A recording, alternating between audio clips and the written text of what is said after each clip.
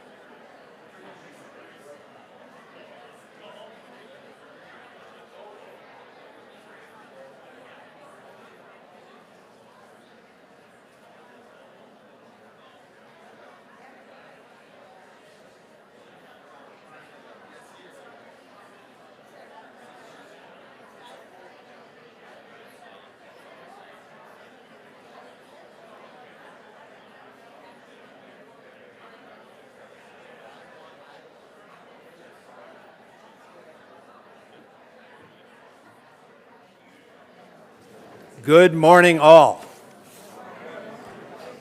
and welcome to another beautiful day at the George H.W. Bush Presidential Library, a very special day.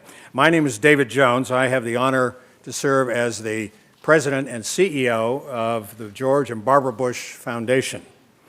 And I'm honored and delighted this morning to serve as your Master of Ceremonies for this very special occasion when we will dedicate the President George Herbert Walker Bush Commemorative Stamp.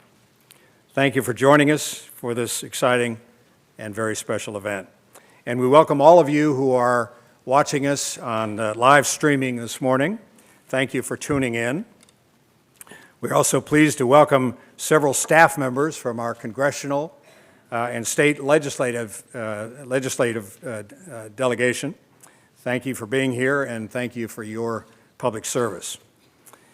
The tradition of placing the images of former presidents on postage stamps dates back to the mid-1980s, when George Washington was the first to be honored in this way. It was actually 1847, to be exact. And one of the things that makes today's occasion so special is that today, June 12th, President Bush would have celebrated his 95th birthday. So I think we should begin by saying, Happy birthday, President Bush. Right. And we shouldn't let the moment pass without also wishing Barbara Bush a happy birthday. Just last Saturday, June 8th, the former First Lady would have celebrated her 94th birthday. So happy birthday to both. Two quick housekeeping notes before we get underway. If you haven't already done so, please silence your phone. Thank you for doing that.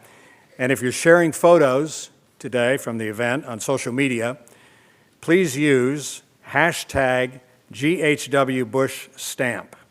That's hashtag GHWBushStamp or hashtag US President Stamp. That helps publicize today's ceremony.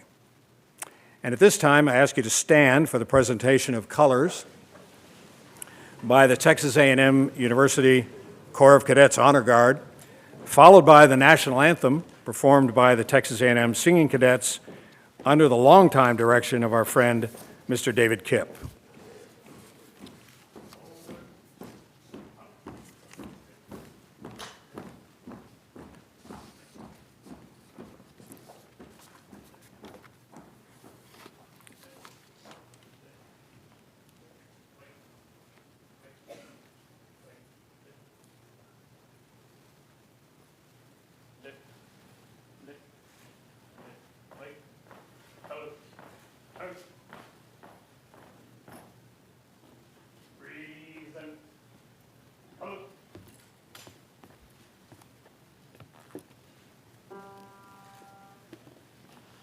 Oh, say, can you see by the dawn's early light what so proudly we hailed at the twilight's last gleaming, whose broad stripes and bright stars through the perilous fight o'er the ramparts we watched were so gallantly streaming. And the rocket's red glare, the bombs bursting in air, gave proof through the night that our flag was still there. Oh, say, does that star-spangled banner yet wave o'er the land of the free and the home of the brave?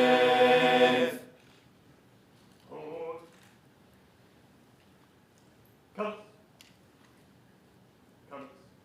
Turn. Forward. Up.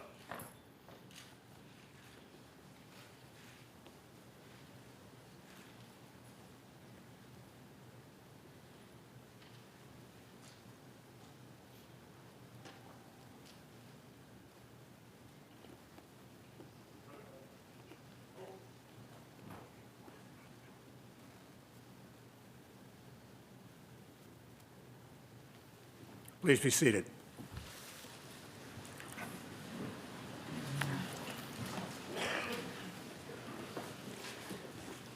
Every one of today's presenters listed in your printed program knew, was close to, and worked with President George H.W. Bush, including the gentleman I'm about to introduce who will sing for us this morning with the Singing Cadets. The multi-talented Fred Mcclure is a gifted vocalist. He is a graduate of Texas A&M University. And in his undergraduate years, he served as student body president. Fred served as a senior member of the White House staff advising Presidents Reagan and President George H.W. Bush on legislative affairs. He's also my predecessor as the CEO of the then George Bush Presidential Library Foundation, now the George and Barbara Bush Foundation.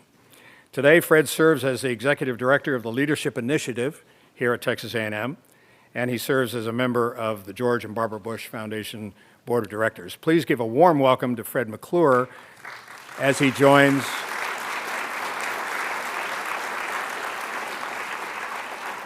as he joins the singing cadets.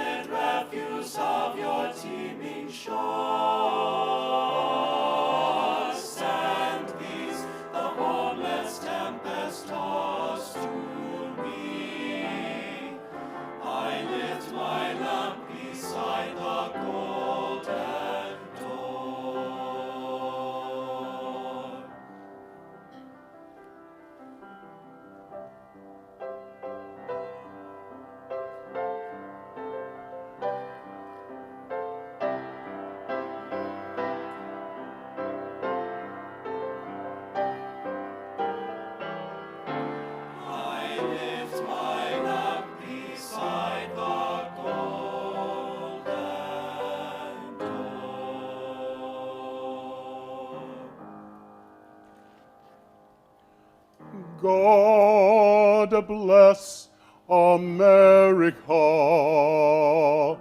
land that I love. Stand beside her and guide her through the night with the light from above.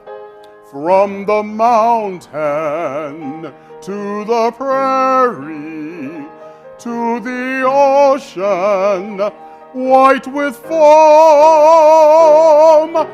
God bless America, my home, sweet home.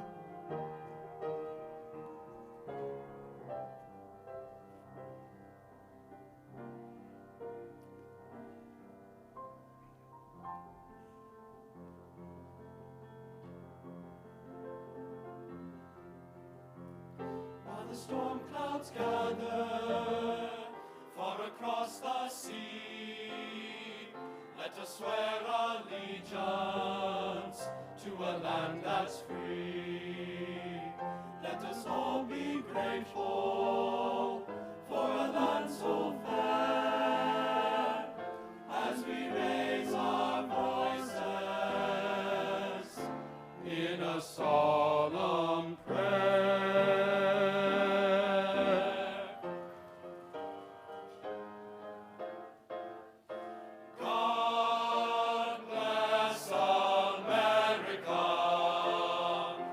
Land that I love.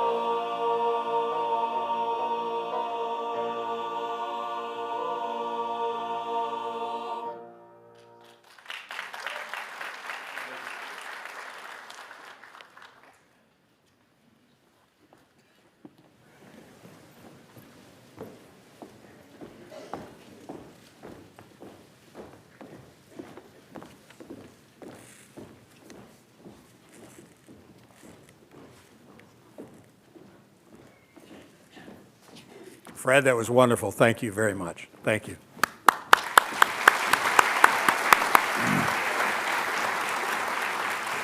And thank you to the singing cadets who are staying with us for the program, to David Kipp and the Corps Honor Guard. Thank you very, very much. Now I'm pleased to introduce our dedicating official who comes to us from the United States Postal Service, the Honorable Robert Mike Duncan is chairman of the Board of Governors of the Postal Service, which is comparable to the Board of Directors of a publicly held corporation. The board directs the Postal Service's expenditures, conducts long-range planning, and sets policies, service standards, and capital investments. Earlier in his career, Mike Duncan served as the Assistant Director of the White House Office of Public Liaison under President George H.W. Bush. And he was chairman of the Republican National Committee from 2007 to 2009. He also served as a member of the Board of Directors of the Tennessee Valley Authority from 2006 to 2011, and was chairman of the TVA's board from 2009 to 2010. In 2017, he was named the 17th chairman of the President's Commission on White House Fellowships. And outside of government service, Governor Duncan was president and CEO of the American Coalition for Clean Coal Electricity. He is currently the chairman of the Board of Trustees of Alice Lloyd College in Kentucky, and chairman and CEO of the Inez Deposit Bank in Inez, Kentucky. Ladies and gentlemen, please give a warm welcome to Governor Mike Duncan.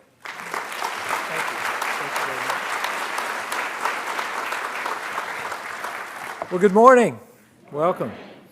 David, thank you. I appreciate that overly generous introduction this morning. My mother would say that I can't keep a job. You know, I've just had many opportunities, and so many of those opportunities started here with this man. On behalf of the United States Postal Service, I'm pleased to welcome everyone to today's dedication of the President George H.W. Bush Commemorative Forever Stamp. The number of people we have here today is a reminder of how we all continue to be touched by and grateful for the life of this remarkable man. For more than 180 years, the United States has honored national heroes on our postage stamps. The tradition began with the portrait of George Washington and the first Postmaster General, Benjamin Franklin. That started in 1847. And it appropriately continues here today with President George Herbert Walker Bush. In fact, it's especially fitting to honor President Bush with his own stamp because he truly understood the power of a handwritten letter or note. And we'll hear more about that later. Over the course of his life, he wrote literally thousands of now cherished letters to family, friends, supporters, even adversaries.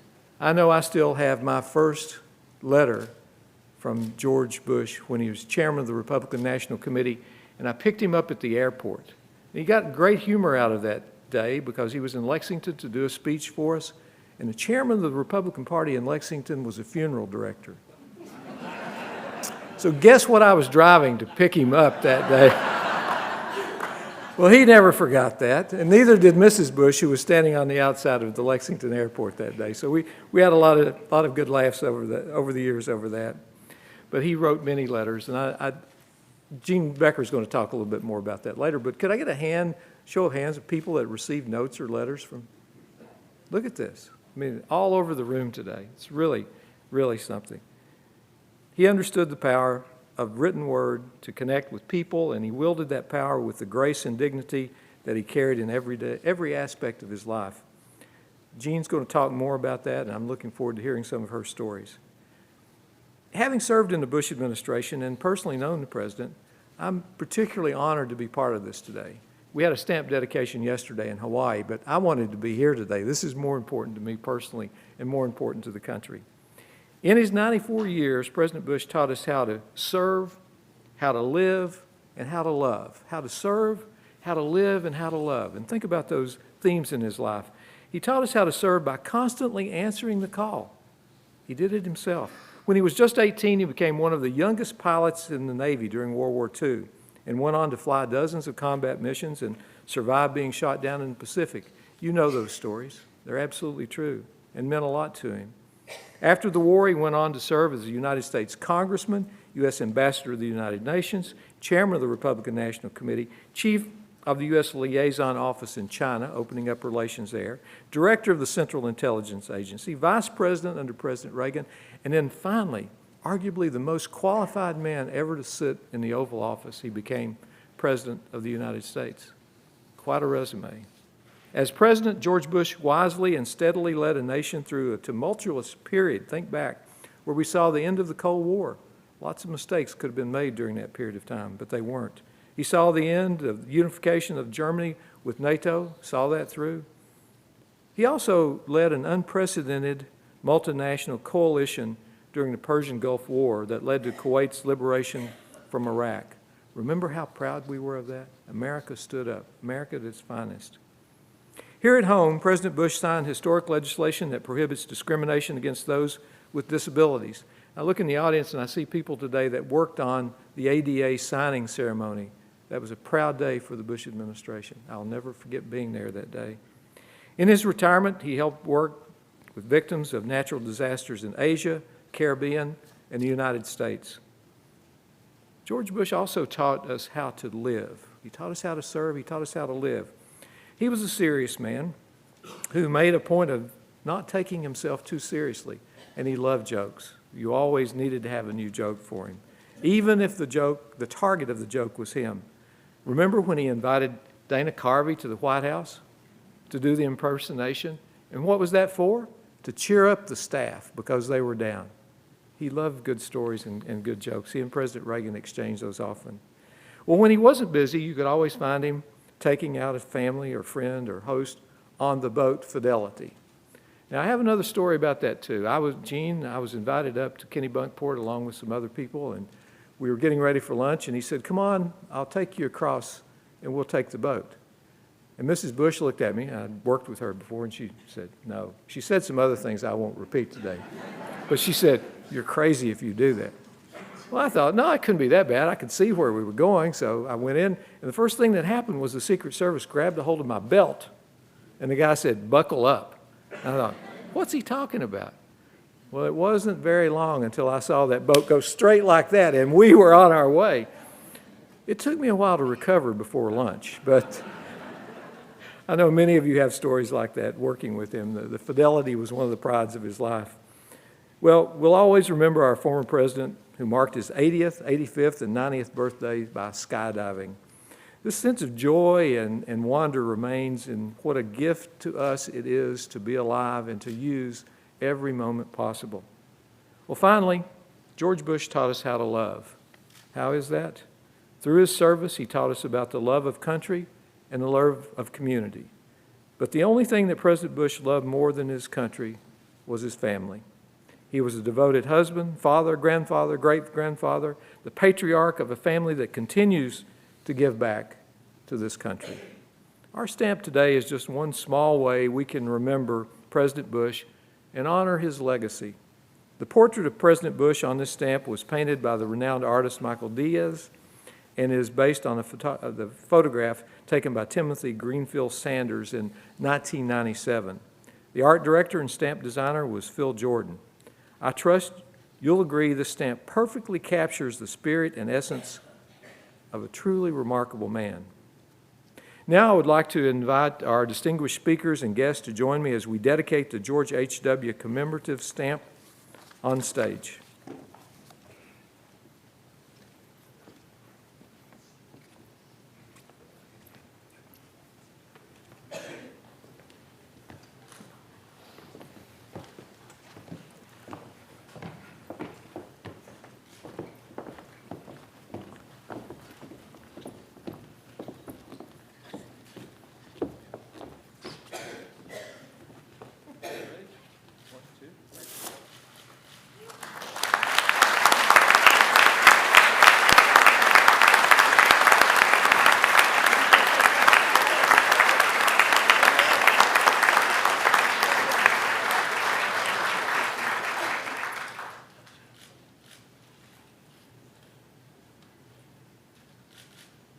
Thank you.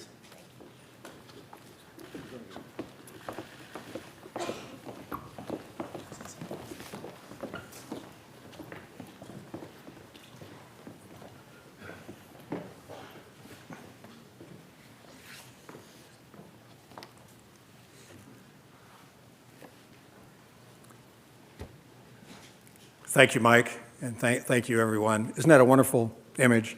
Wonderful stamp. When we unveiled the artwork in April, a couple months ago here at the library, a number of people wanted to know, well, where did the image come from, and who chose the image for the stamp?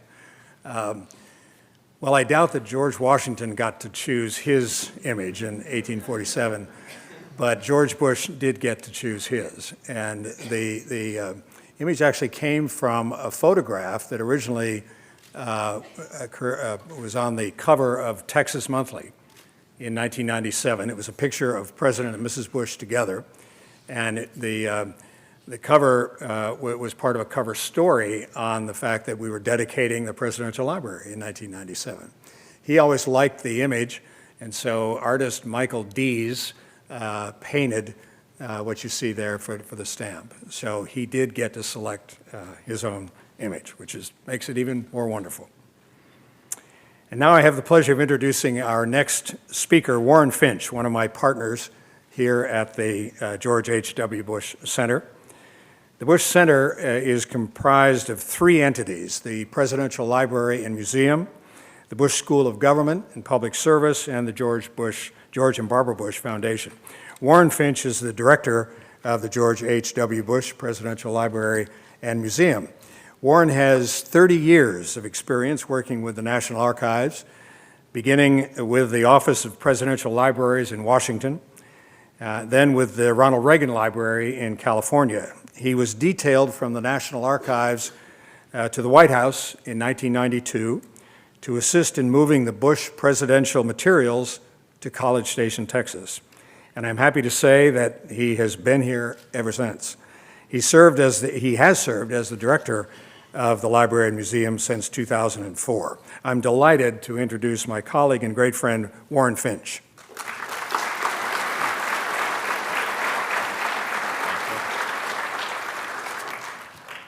Thank you, David. Howdy. Howdy. And welcome. It's been a little over a year since we lost Mrs. Bush, and just about 6 months ago that President Bush died. They were both so much a part of the Library and Museum in Texas A&M and Bryan and College Station. Here so often in the fall, winter, and spring for programs that they became a fixture in the town. Spotted at local restaurants, and when in better health, the president would visit the rec center, and both attended baseball, basketball, and football games. And always modest. When we remodeled the museum exhibit several years ago, President Bush wanted to know why we were putting so much about him in the exhibits. He was all about giving others credit, but it was a former president and first lady that people wanted to know about.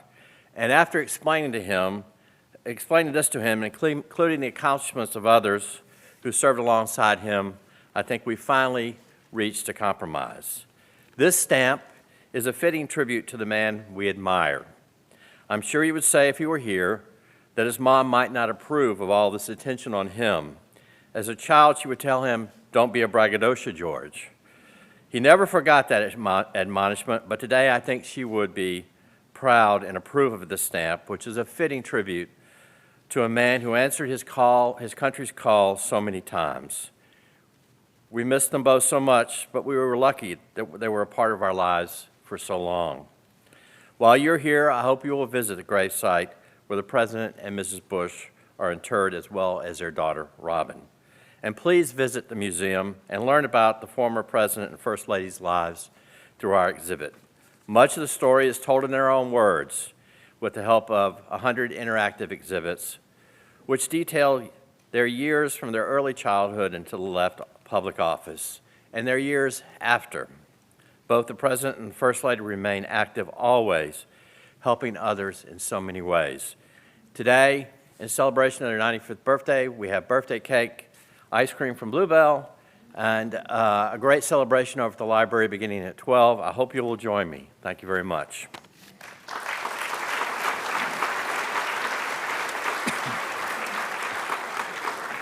Warren, thank you very much, and thank you for your outstanding leadership as the director of our Presidential Library. Our next speaker is Chase Untermeyer, who service and work with President Bush dates back to 1965. Not trying to age you, Chase, but probably longer in service than any of our other speakers. Chase is the former ambassador to the country of Qatar and is the current chairman of the Qatar America Institute in Washington, D.C. Chase has enjoyed a varied and distinguished career, having served in the Navy, served in state and federal government, with additional work in journalism, academia, and business. In 1980, Chase served as Vice President Bush's executive assistant, and he went on to serve as Assistant Secretary of the Navy in the Reagan years, and as Director of White House Personnel in President Bush's administration. He's the author of 3 acclaimed books on the Reagan-Bush era that are based on his diaries. Like President and Mrs. Bush, Chase has been a faithful diarist. Having started the practice when he was 9 years old, it continues to this day. Please give a great warm welcome to our friend, Ambassador Chase Untermeyer.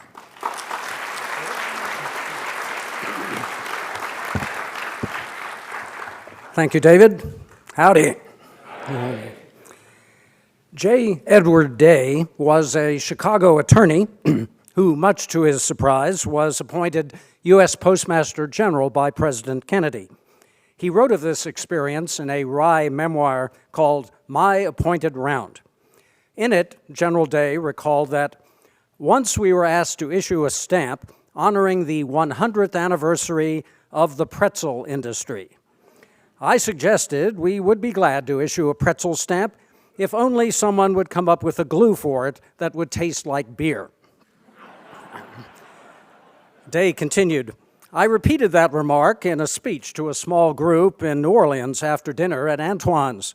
A brewery owner present jumped to his feet and said, Mr. Day, I have the solution to your problem. Our beer tastes like glue.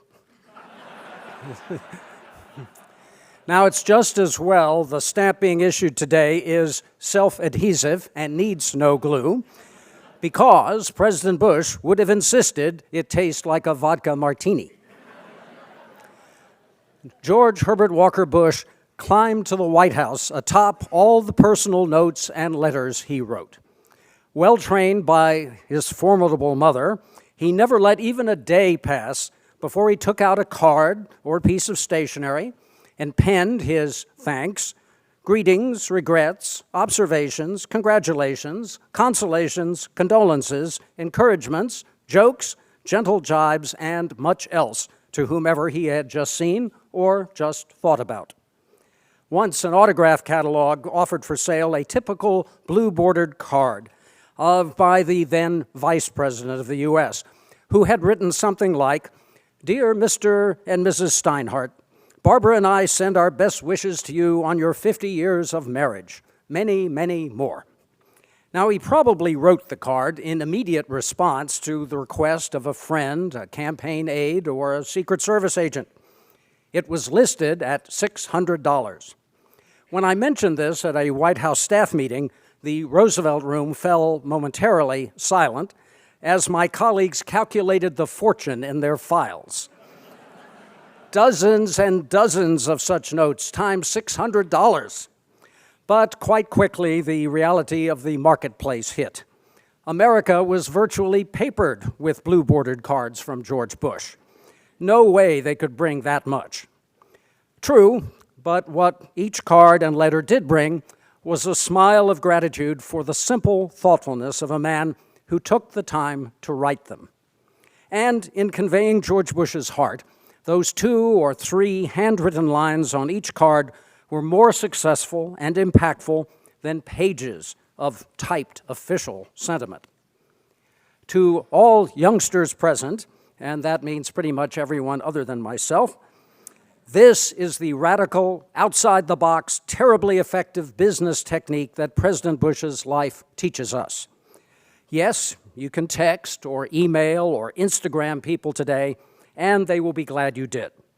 But if you really want to make them grateful, those friends, relatives, and clients, take out a piece of paper and a pen and write them a few sentences in your own hand. Oh, and don't forget to put this handsome stamp on the envelope. It contains no glue in any flavor. Of this splendid tribute to the U.S. Postal Service's best ever customer, we can truly say it can't be licked.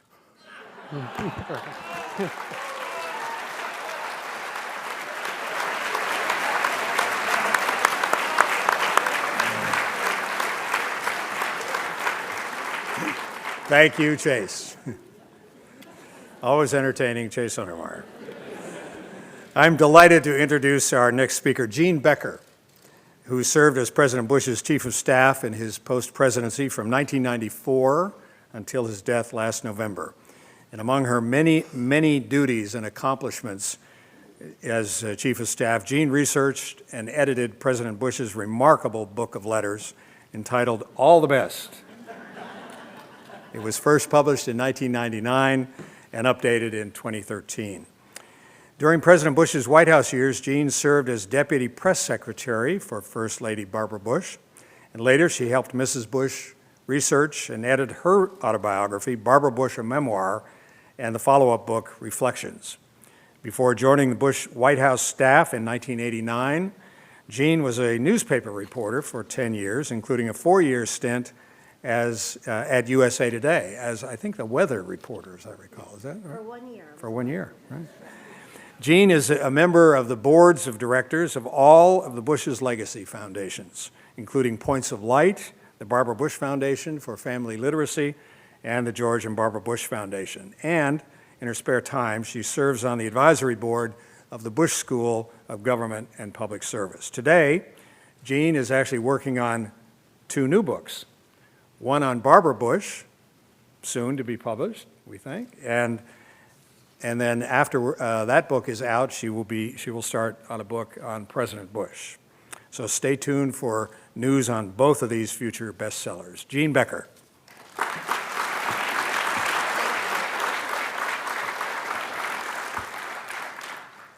Okay, who knew it would be hard to follow Chase Untermeyer? Gosh. And speaking of Chase's diary keeping, I had dinner with he and his wife Friday night. He took diary notes during the dinner. I'm a little concerned about that. Anyway, thank you, David. Thank you, Governor Duncan, and all the George Bush and stamp lovers here today.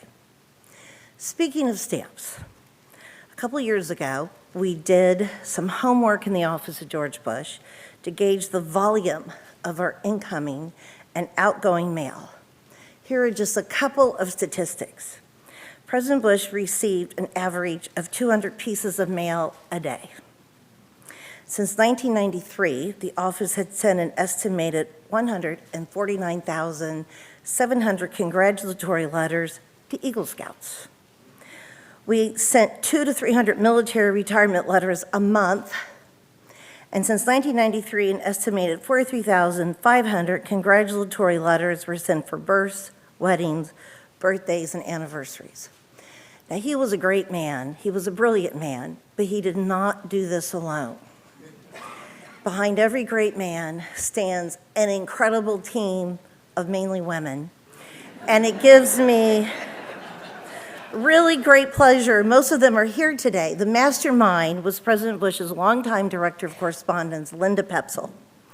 Yes, occasionally she would get frustrated, and once or twice, it's possible, I saw her throw mail on the floor. I would like to say she always picked it up. And helping her were a team of incredible volunteers, many of whom started volunteering for President Bush in the 1960s. They faithfully came in at least once a week, sometimes more often, to open, sort, and help answer mail, and yes, lick a stamp or two. Most of them are here today, and they're going to kill me, but I would like to ask Linda and all her volunteers to please stand so we can thank them for all they did.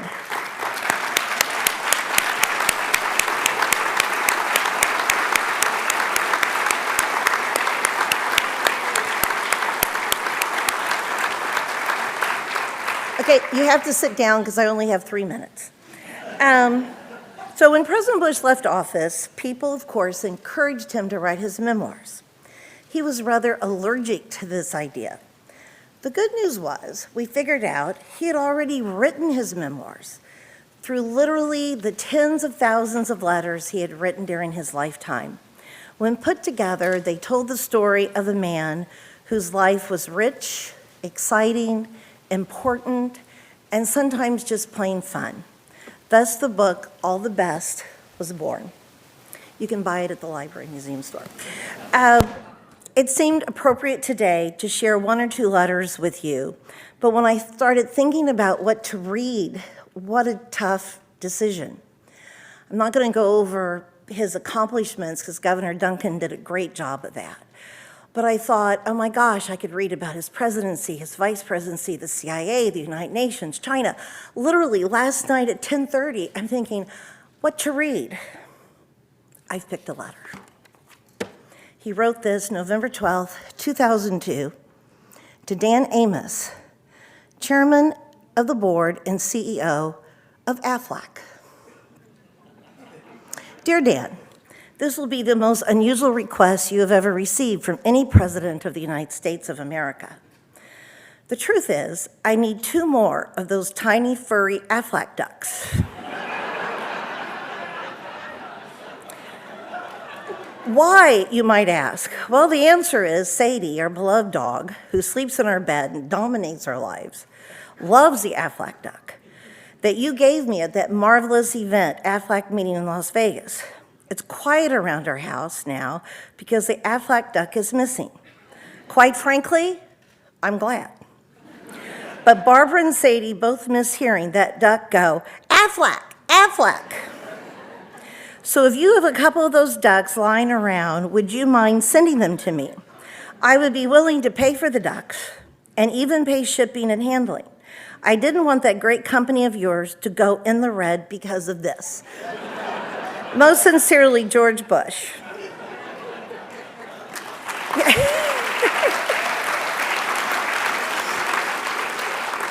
Yeah, you didn't see that coming, did you?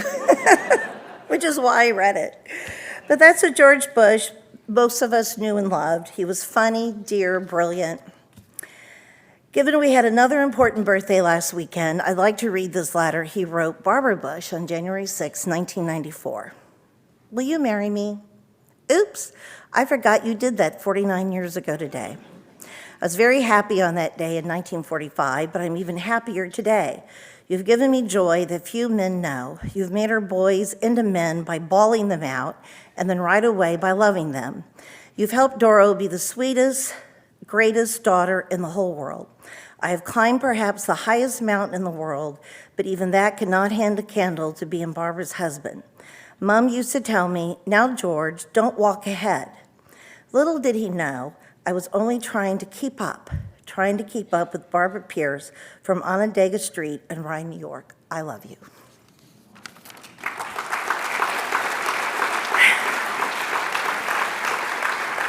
He was indeed the world's best letter writer.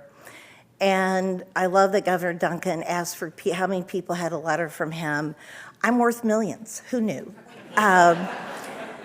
But there really is likely not one person here today whose life President Bush did not touch in one way or the other.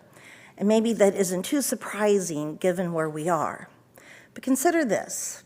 When he died, the world leaders were gathered in Argentina for a G8 summit. When they were told the news that President Bush had died, German Chancellor Angela Merkel remarked that without him, she would not be sitting at that table. She would still be trapped behind the Iron Curtain, living in East Germany. So no surprise that she, along with a lot of other world leaders, came to the funeral 5 days later. And just this past Sunday night, if you watch the Tony Awards, you know the first ever disabled person won an award for Best Acting. The young woman was joyous, speaking from her wheelchair, and appropriately thanked her parents, her friends, her support network. She's too young to know that she should have thanked the 41st President of the United States of America. It's unlikely she would have been on that stage without him and without the ADA. So thank you, President Bush. Thank you for making life better for all of us. Happy birthday.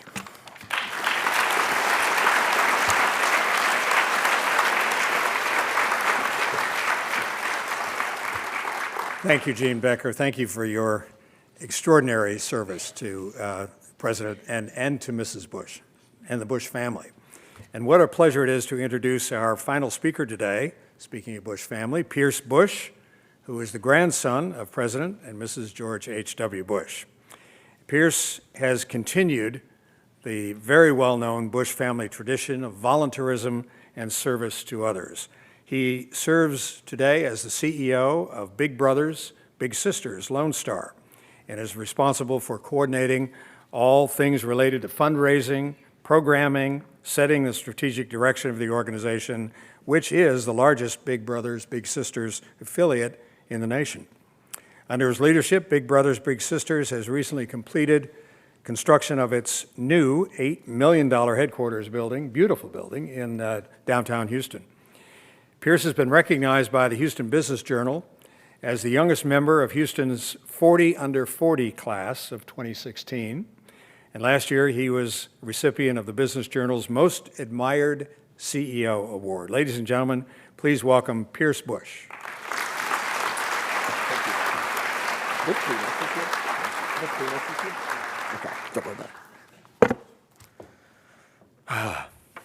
It's hard to follow Gene Becker. I did not think I'd get emotional, but I did.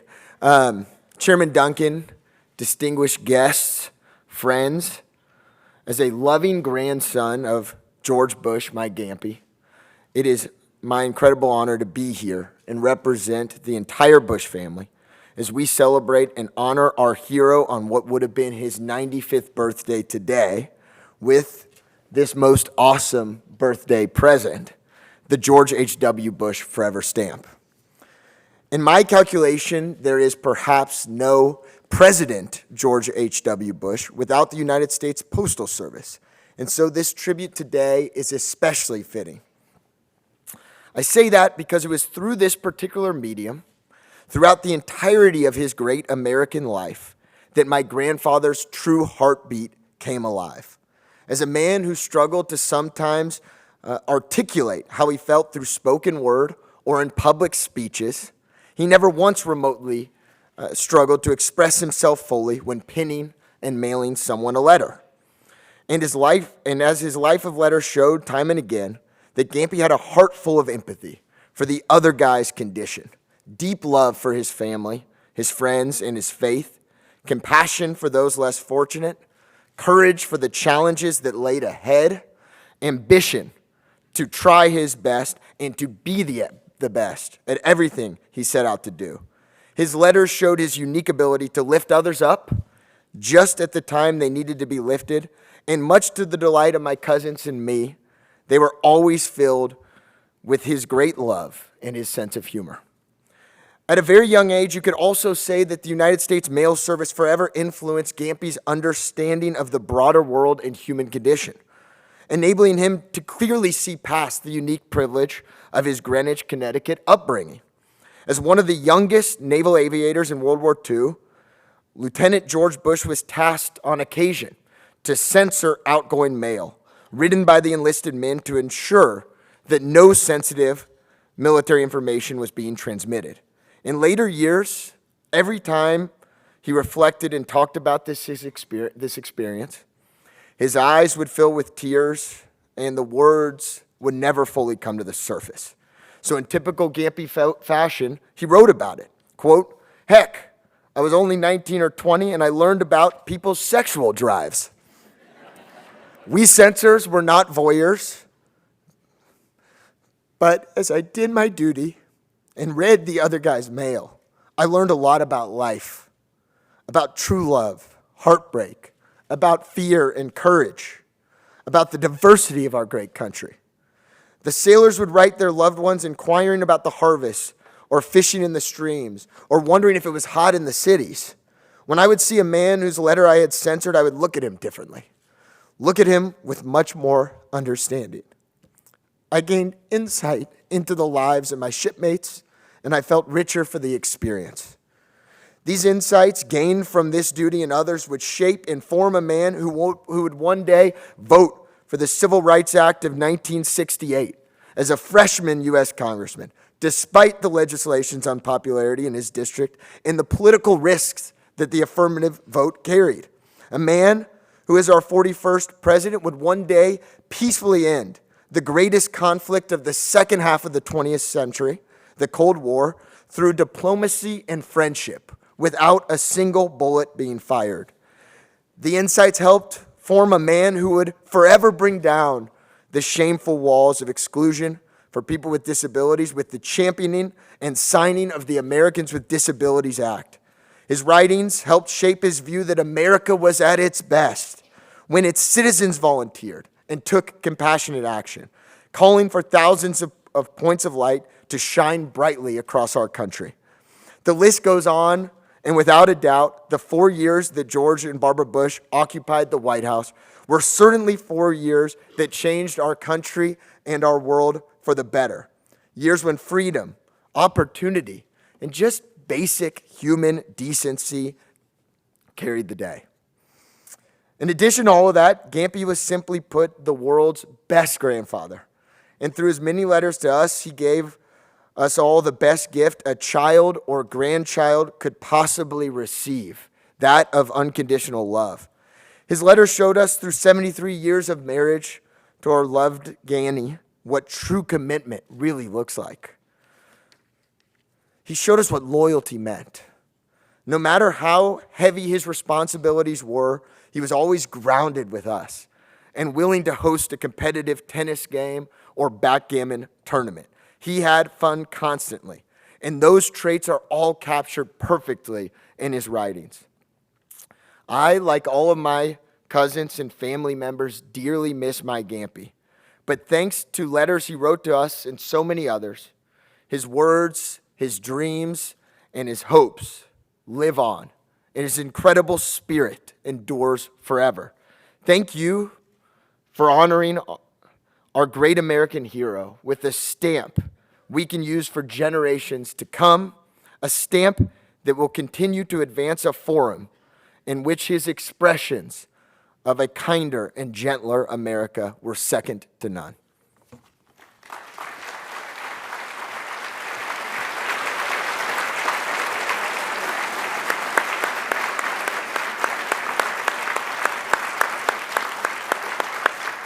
Thank you, Pierce, for wonderfully representing the Bush family today. Ladies and gentlemen, this concludes our ceremony. Before we go, I'd like to thank our participants one more time: Mike Duncan from the Postal Service, Fred Mcclure, Warren Finch, Chase Untermeyer, Gene Becker, and Pierce Bush. And thanks to all of you. Yes.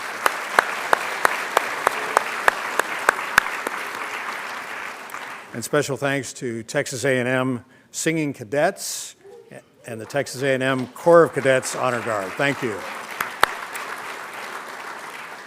Now, in a few minutes, some of our participants will be available to autograph your programs. Apparently, that's another one of the traditions at these events. And you can, as you probably have figured out, you can purchase the stamp and other related items at the retail booth in the lobby. The autograph session will take place out there as well. And again, thank you for joining us. We hope you will visit the library and museum while you're here. As Warren Finch said, it's a great walk to the gravesite. If you haven't been out there, what a wonderful thing to do on President Bush's birthday. And you can also visit the museum store without a ticket. So you don't need a ticket to go to the gravesite or the museum store. But of course, if you want to buy a ticket, we'd be delighted to have you do that as well. Thank you again for being here. Have a wonderful day.